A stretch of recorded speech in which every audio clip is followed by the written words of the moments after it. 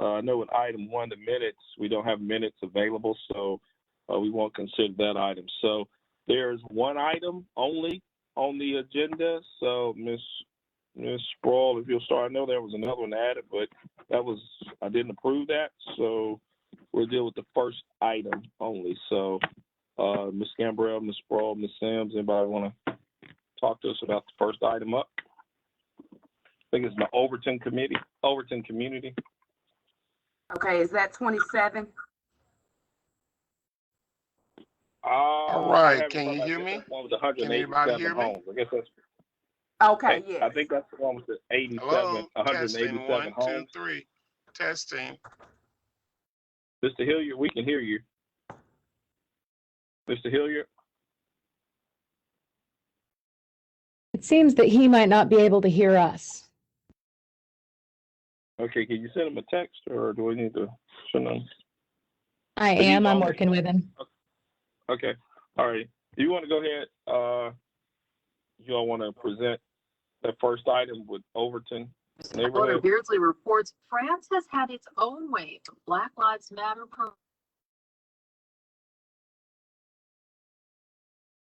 Yes, sir. Miss Sims is going to read the case.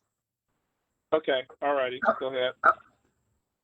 Okay, ZAC 2020-00027, an application to pre-zone territorial proposal for annexation from HZ Holding Zone, Shelby County, and B2 General Business District, also in Shelby County, to D5, a multi-dwelling district.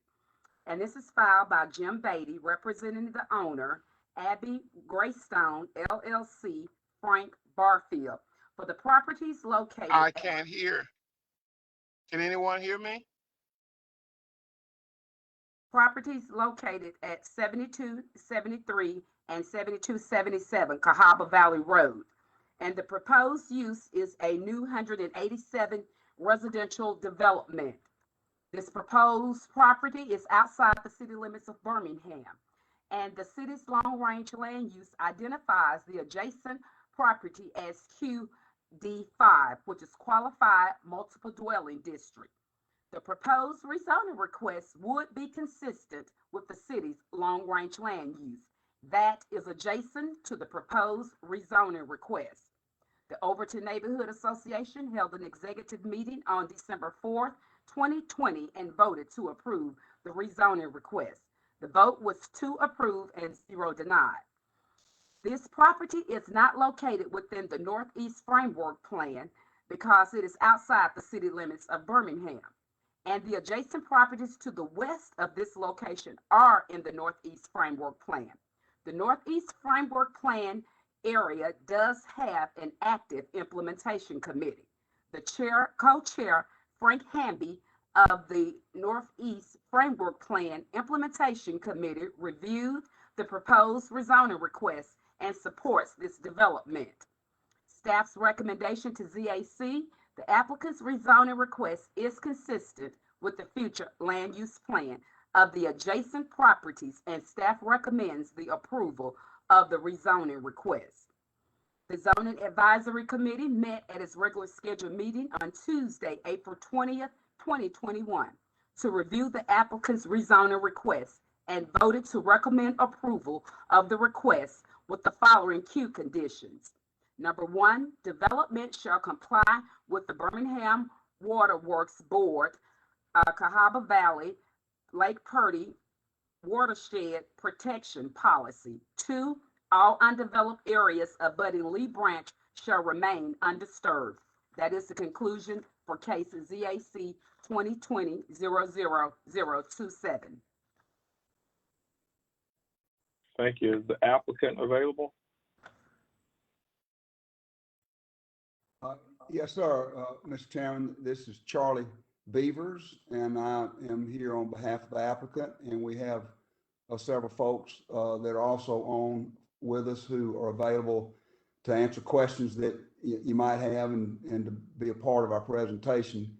We will try to keep it as brief as possible and yet still give you the information that you might need, but then we're happy to answer any questions and spend as much time as we need to. at your pleasure. I represent Capstone Communities. Capstone Communities has a contract to purchase the property from the current owner, conditioned on the zoning and annexation.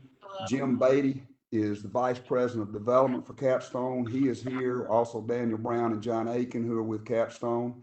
Also Mark Gonzalez of GSA Civil Engineering is here to answer any engineering questions that you all might have. Scott Skipper of Skipper Consulting is the traffic engineer of company for the property and the development, and is here to answer questions. And we also have Louis Niquette, who is the architect, and will present the development plan to you.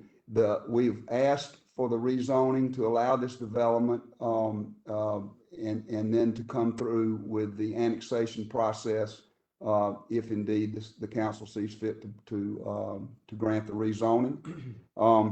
If I could, I'd like to ask Mr. Jim Beatty to present the company to you, and then Louis Niquette, our architect, to present the project to you.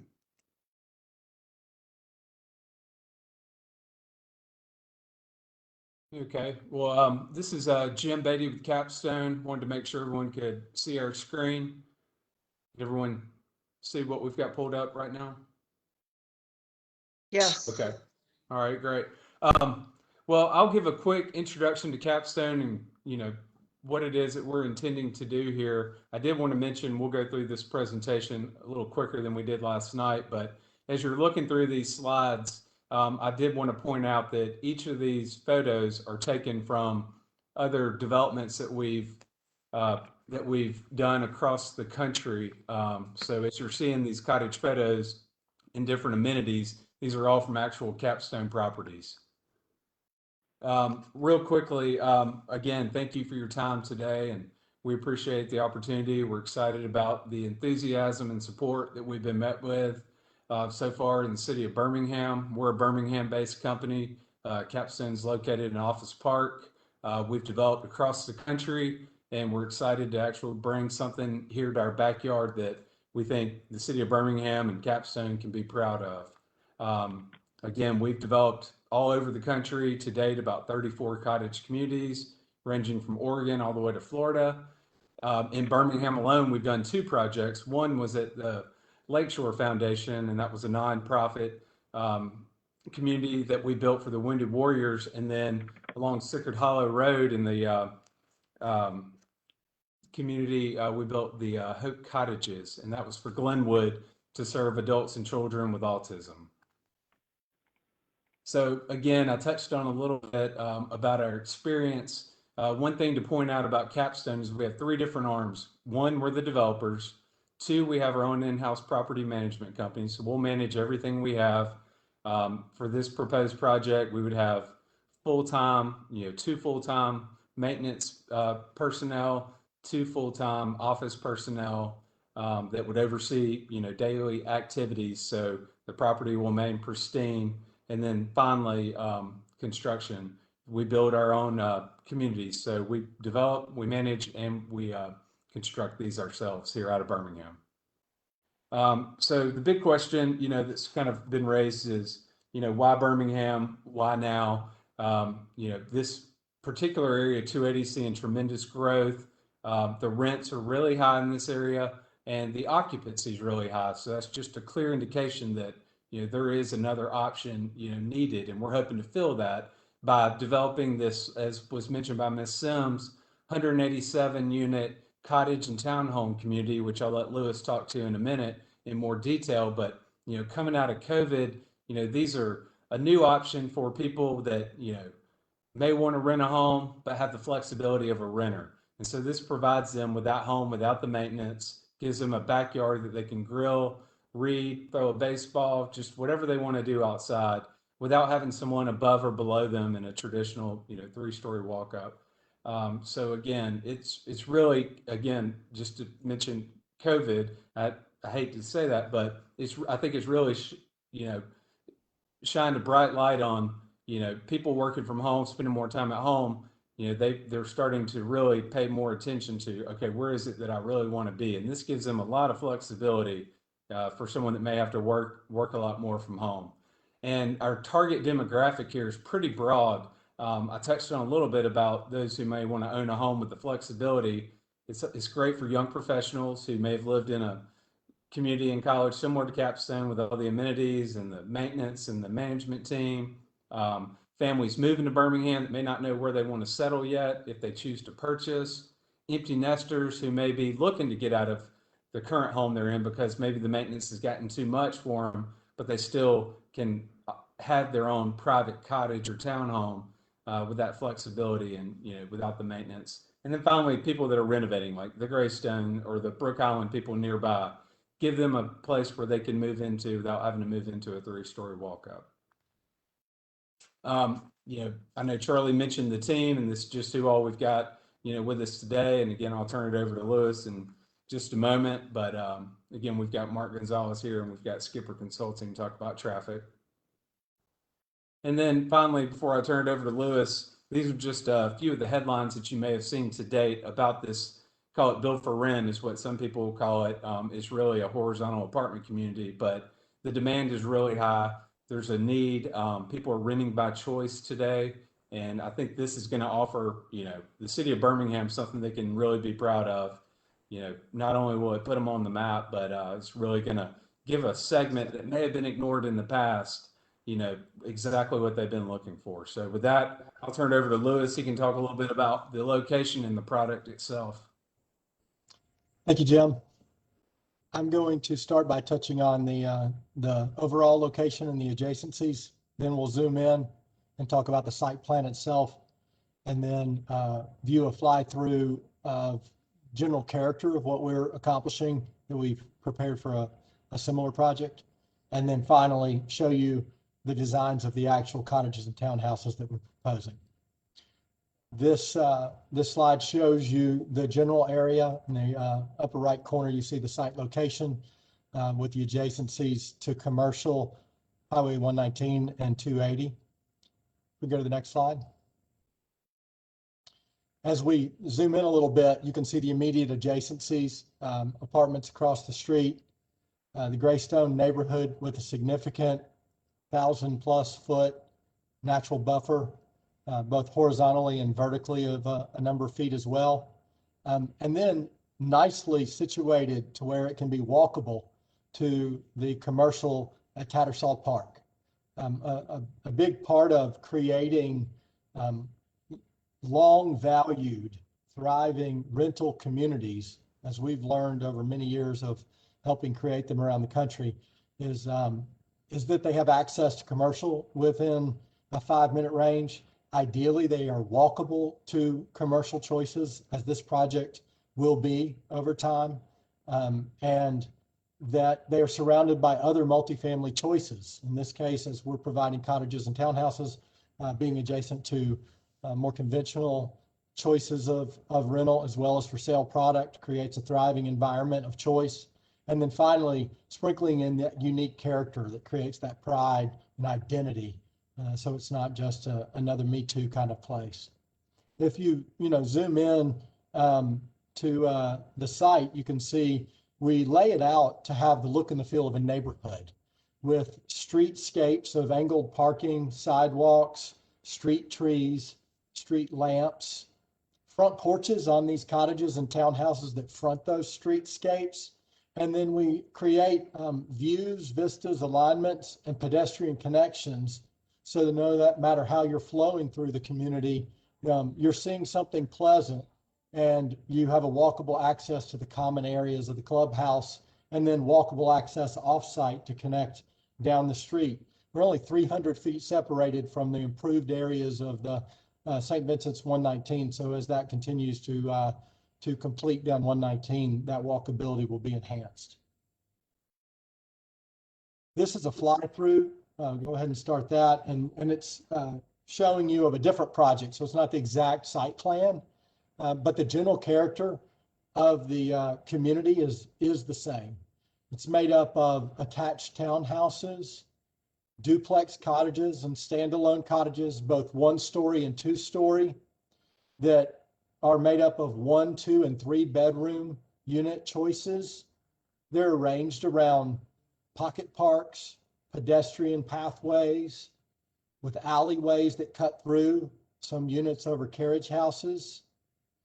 And then they have the streetscapes to allow you to have a well-lit, safe place to park and access your cottage. No one living above you, below you. They all have backyards, as you can see, to give you outdoor private space. And what we found is with people who are renting by choice rather than by necessity, that the amenity they seek most is that privacy and that sense of identity. And so as we get around to where you see a clubhouse and a pool area, it's a bit more modest than you'll see in a lot of other apartment projects because it's not as important of an amenity. The neighborhood look and feel and the privacy is the primary driver and desire. So we spend that money on green space and open space. There's a significant amount of that open space on this project. Mark will touch on the fact that we're only developing 15 of the 30 acres and the impervious is much lower than that. So that's a general feel. As we get into the amenities of the design, they all have, most all have private outdoor yards. Some of those carriage units wouldn't have that. Vaulted ceilings inside, stainless steel appliances with granite countertops. Really big focus on the smart home technologies. That's one of the most desired amenities in the community. A little more modest, but very elegantly designed clubhouse and pool area and fitness with a high amount of focus on those green spaces, landscaping and outdoor areas to create the walkability and the privacy that people seek most.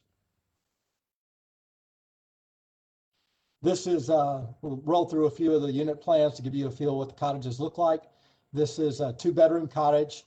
And you can see the living room and kitchen that have direct access to that outdoor side yard, private bathrooms, guest bathroom. This is a townhouse unit, 2-story, 2-bedroom townhouse unit with access to backyards. This is a 3-bedroom, 2-story unit with 2 levels of a front porch to create more character on the street and the private backyard. And then this is the modest townhouse or clubhouse, excuse me, with fitness area, lounge area, gathering area, and then the support for the pool and the leasing office. These are photos of similar projects, just highlighting the quality of execution and some of the outdoor spaces that we will create. It won't be these exact spaces, but they all have a similar level of execution and look and feel.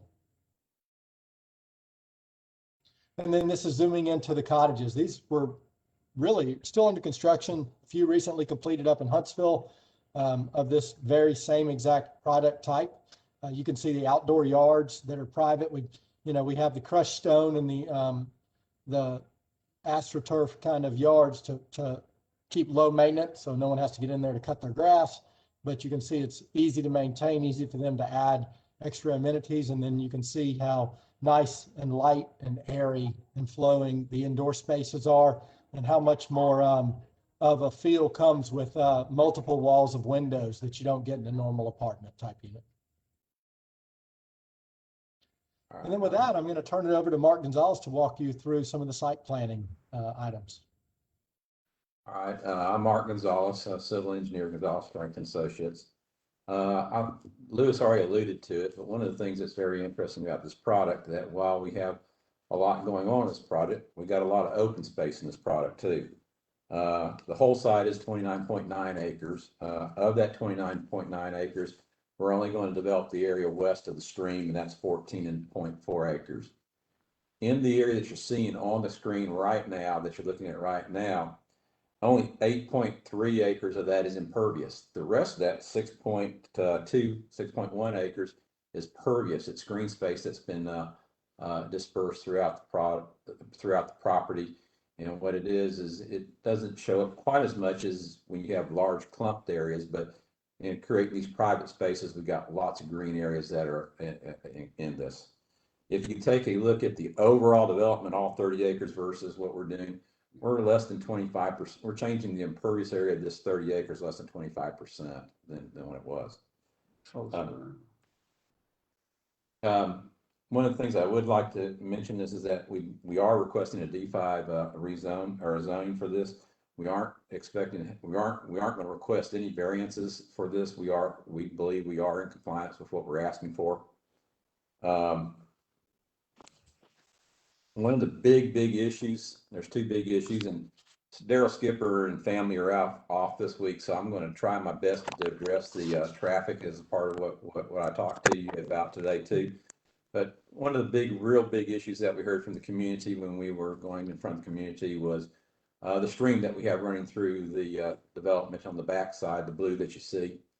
And when we heard that the first time, we went back, we did our homework, and what we've done is we've been able to make our stormwater management area comply with the Lake Purdy watershed ordinance, which means we will have a buffer, which means we will have a water quality aspect, which means we will implement BMPs. One of the things I compliment the city of Birmingham on is recently implementing their stormwater ordinance, which is an excellent stormwater ordinance, which I think probably exceeds the Birmingham Waterworks ordinance in that it does include a peak attenuation. So as a part of this development, not only will we be meeting the Lake Purdy watershed policy, we will be in full compliance with the Birmingham stormwater regulations in the pond that we're seeing. So we'll have buffers, water quality, and do BMPs. An important aspect of BMPs is this BMP that I do produce, not only will it be reviewed by the city of Birmingham as a part of the planning or the permitting process, it also has to go to ADM. So ADM is going to get to see it, comment on it, and I will have to address all comments from ADM. And obviously the city does require that we give you proof of the NOI issued by ADM, in which we will do. So I think we've been attentive to the stormwater issues. I think we've done everything regulatory that and above that we could do with regards to stormwater. With regards to access, we did do a traffic study for this project. We did count the cars on Highway 119. The traffic study was submitted to the traffic department at the city of Birmingham. City of Birmingham has reviewed the findings and concur with the findings of the traffic study. We have provided us in the same information that we submitted to the city of Birmingham to ALDOT and have received conceptual approval from ALDOT on the access that we're planning.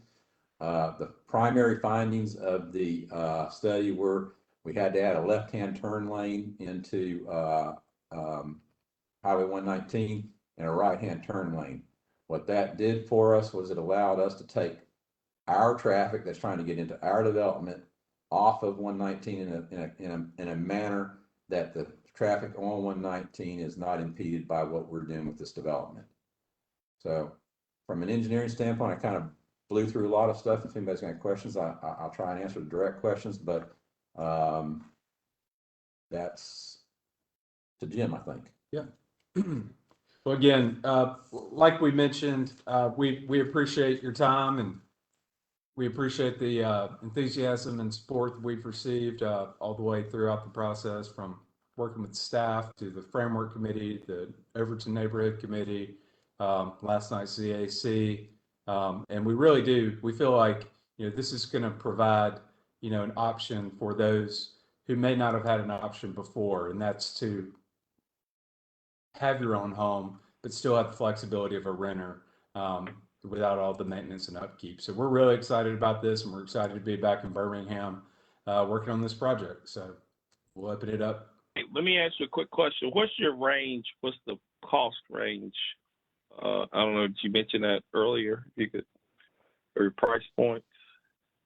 Yeah, so the price point is going to vary. Now, we do find, and we work with a third-party market study group, John Burns Real Estate, and we do feel like based on the product type and having the yards, this does tend to carry a premium, and that's usually, you could call it $200 to $250 over your Class A multifamily that's currently in existence. We also, as Lewis mentioned, have a technology package that's factored into that. So that would provide, high-speed internet. You're going to have your Ring doorbell. You're going to have a Google Hub that every resident will have within their house. So again, it carries a pretty strong premium, but you know, the metrics have shown, and we found in Huntsville, you know, we're averaging about 8 leases a week there, that people are willing to pay that premium to have the outdoor living space and the smart home technology. What are your rents going to be? All right, so let me follow up again. So in real term, what's the dollar amount? Can you give us dollar ranges? I mean, I hear Sure. you saying 2,000. I mean, yeah, what's the range if person The just, range is, you know? Sure. This range is probably, I would probably give you an average. As Lewis mentioned, they're 1s, 2s, and 3s. So on average, I think that equates to about $1,800 a month on average. Okay. Okay, for the 1, 2, you said it was a 1, 2, and 3 bedroom. Correct. And that's kind of an average Okay. broken out. And that does include Okay. that high-speed internet and technology package as well. Okay. So. Yeah, okay. Just trying to get an idea of just Absolutely. kind of dollar-wise. Sure. Yeah. Yeah, they're really high end, and again, not having someone above below you with the outdoor space, we really, you know, people really do appreciate it, and they're willing to pay that, and they're willing to pay for the level of management and maintenance that we're going to supply too. So we'll keep this, you know, premier.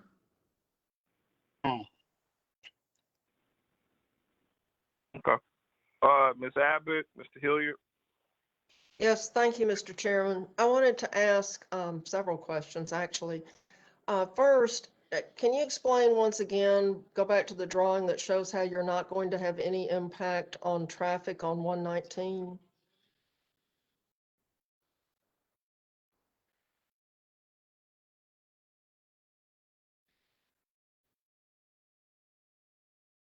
It's a little bit hard to see. On Lewis's drawing. Look at my color drawing. Is it that you have turn lanes that are very, very long? Yeah. Hand me that. Can you folks see the cursor when we bring the cursor over the screen? Can you see this cursor? Yeah, it's very tiny. I don't know how to make it bigger. I mean, maybe somebody else does.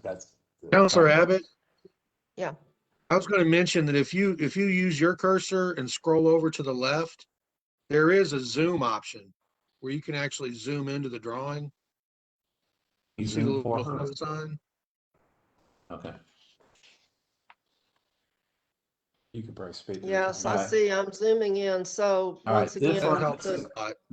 the way that you're not going to impact the traffic that's already on 119 is by having these very long turn lanes Yeah, to let your these are designed occupants for in. this.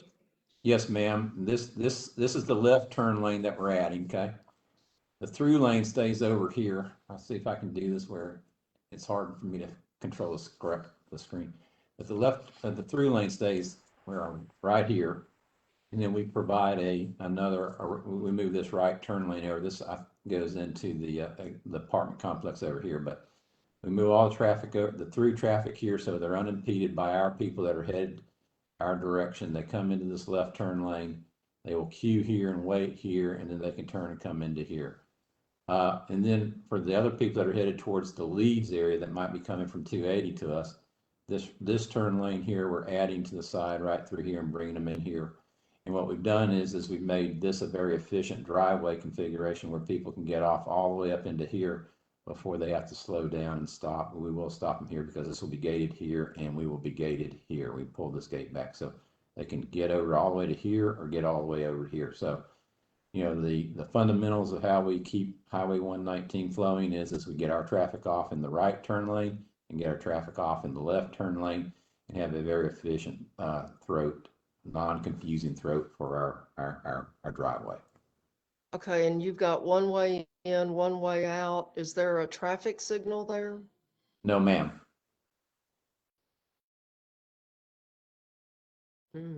So if there's a big accident or something at that intersection, your people are just trapped. I would have to agree with that statement.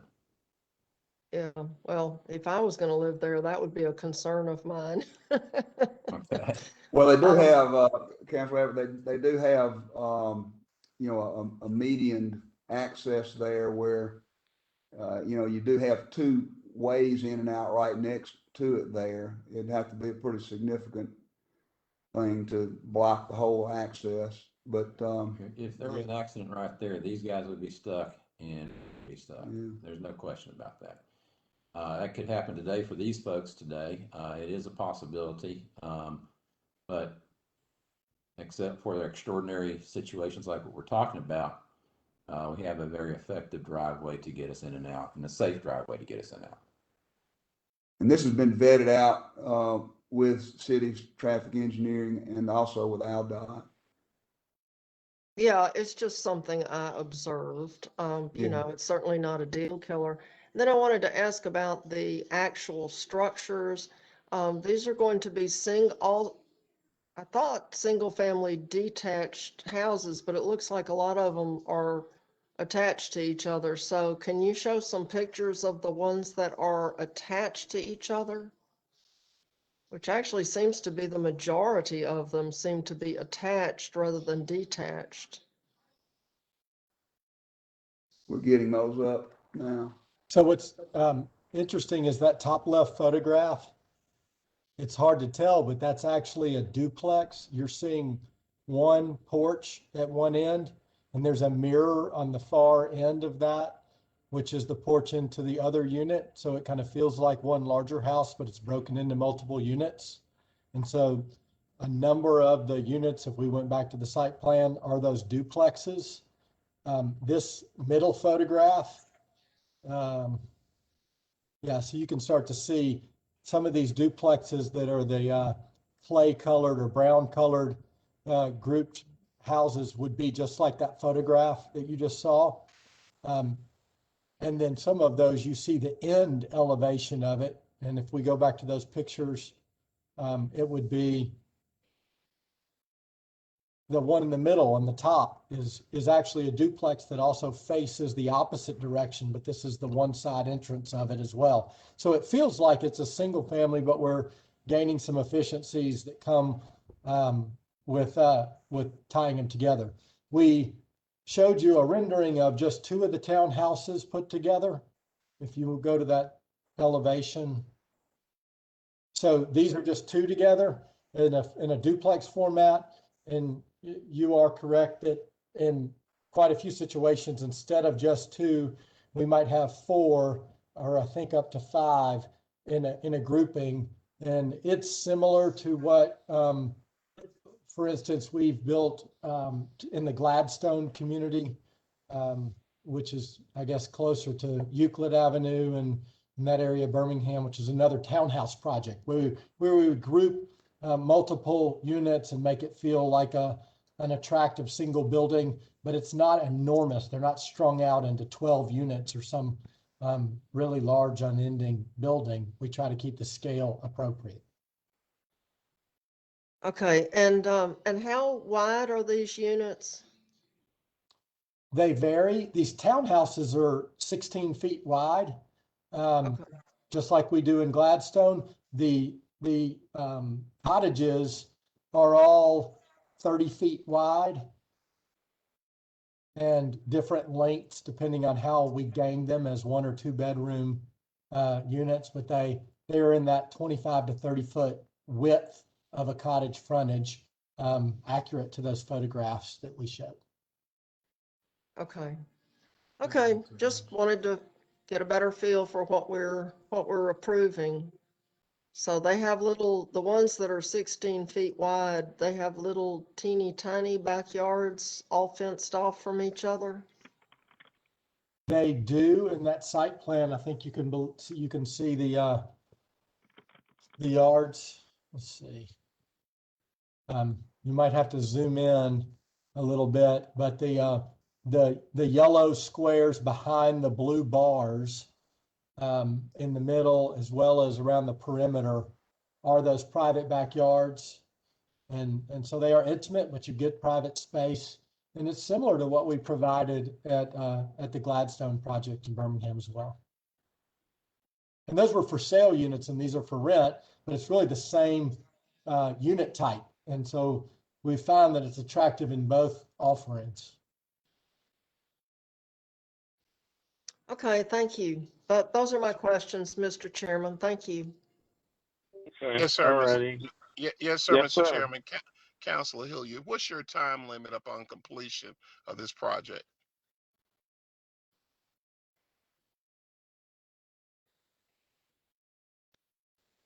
Hello? Yes, can y'all hear us? Okay, I can hear you now. Okay, sorry about that.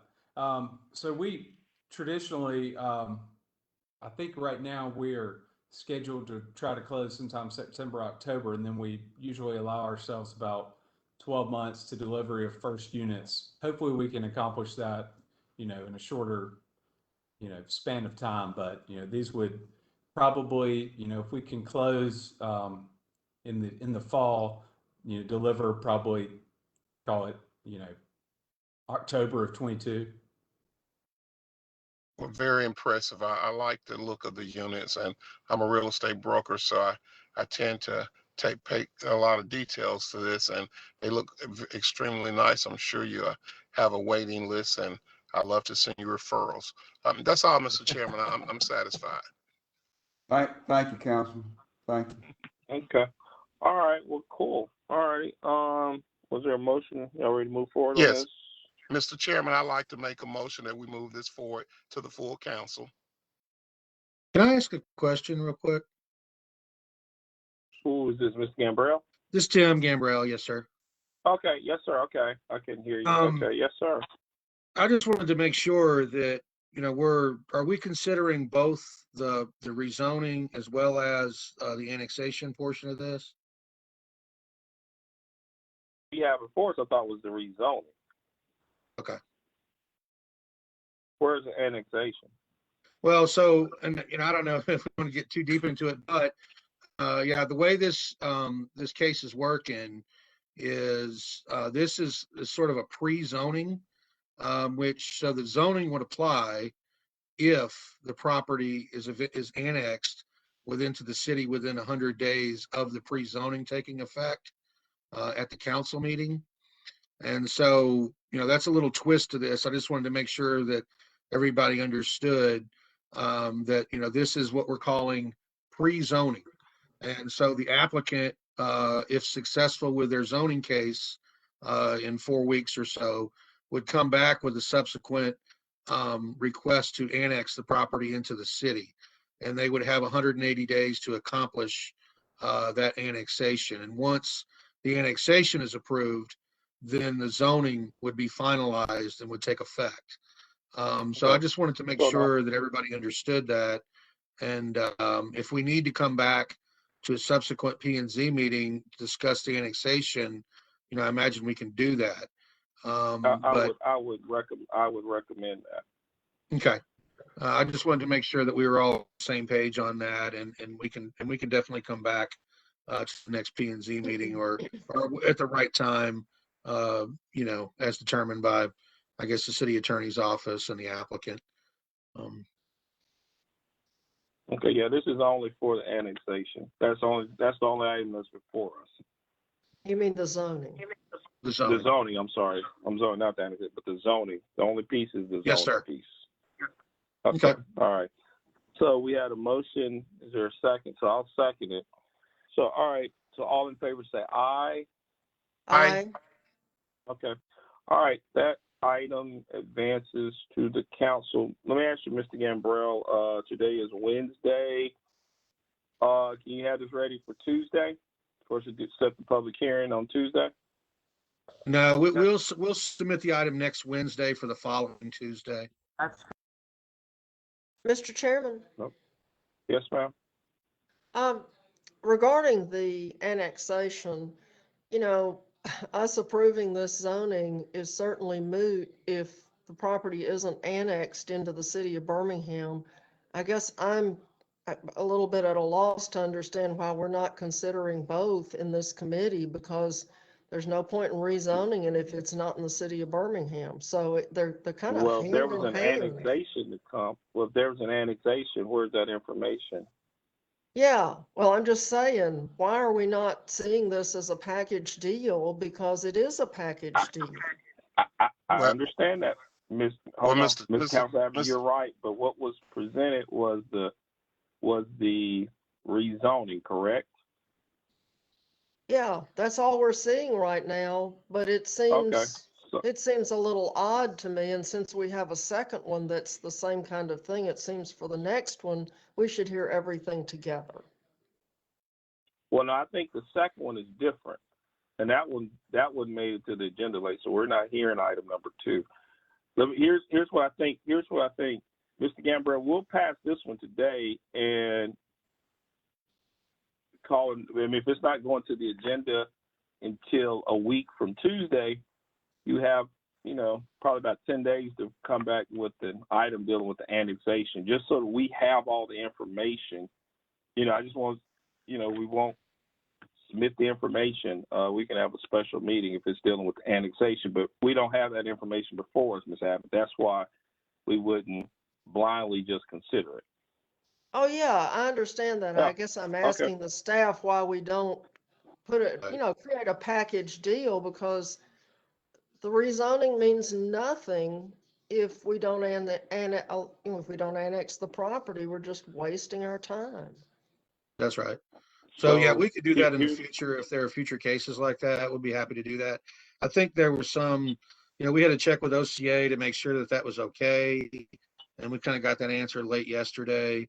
I don't know. I think we might have attempted to amend the agenda this afternoon, and maybe that didn't really kind of, there get was taught no or, communication. wasn't really Yeah, there was accepted. So Yeah, here's the deal, though. Here's the deal. We have between now and when we right. take this item in 10 days, roughly 10, 12 days, follow back up on the annexation piece for that one, since it won't go this Tuesday. It'll go a week from Tuesday, so you still got a little time on the annexation. Yeah, we can make piece that for this happen. particular- Okay, so, and then even if we have to find a time to meet, have it to where it's available, even if we meet like the day before, the council meet on that Monday, just have it ready to come as an addendum if necessary with the annexation piece. That's all part of setting the public hearing. So we got a week, we got 10 days, you got 10 or 12 days to get the information regarding the annexation available for us to consider. Mr. Gambrell? Yeah, we could get it on a special called agenda if that's what you'd like. Yeah. Ms. Abbott, up to you. Next week sometime, we can kind of check everybody's schedule, or. Yeah, that's fine. That's fine. We have budget and finance on Monday, but that certainly doesn't last all day, so we have time. Okay. All right. Okay. Well, you got roughly 10 days. Yeah. Between now and when it going on, even if we have to do it the day before that Tuesday meeting, we can bring it on as an addendum the next day. Mr. Gambrell. So Yes, let sir. me know. Okay. Cool. Mr. All right. Mr. All right, President, Mr. President, Yes, ma'am. I know we've already taken our vote, but I forgot to ask one of my questions, and that was which schools are these structures zoned for? Does anybody know? So was the feeder schools? Yeah. Okay. Yeah, what schools will they go to if you have children? Yeah. I don't know. Yeah, I don't either. The developers ought to know. They're It's, gonna have to tell clients. I believe it's Huffman High School. Might be. I believe that's That's too far. Way. That'd be a That's trek. long way. Do this. Why don't we do this? That question needs to be answered. If you could provide that Sure. information to everybody and make sure when we bring it in a week, that Tuesday week, that we provide that information as part of your presentation when it goes before the full council. Got it. How about that? Absolutely. And if you can Very share good. all that information with all the council members as well, especially Councilor Abbott, but just then make it part of your presentation. Yeah, When absolutely. we move to set the public hearing, You can look at Outlook. if that could also be part of the information that's read as part of the public hearing. Setting the public hearing. Yeah, that's We- fine. I'm We sure can have that Tim's, ready We'll by have the that time you ready. do your next P and Z meeting. Yeah, We'll we get should- Oh, that very right. good. We should have the same school system as the Outlook at Greystone across the street, though. And Daniel was looking that up currently. Just look. Okay, well, we'll let you figure it out and we'll give you a couple of days to work on that. We'll get it. Okay. All right. Cool. All right. That, like I said, the second item, I don't know how it popped on there, but so we're not going to entertain that one. On Friday was one item, and somehow after Friday's agenda, there was a second one of item that appeared. So just as we missed deadlines. So anyway, I think that's everything for everybody. So any other questions, comments, or anything? No, Mr. President, that's it. Okay. Mr. Chairman, right, I take a move motion that to we adjourn. adjourn. Second. Okay. All right, everyone be safe. Thank you all. Thank you. All right.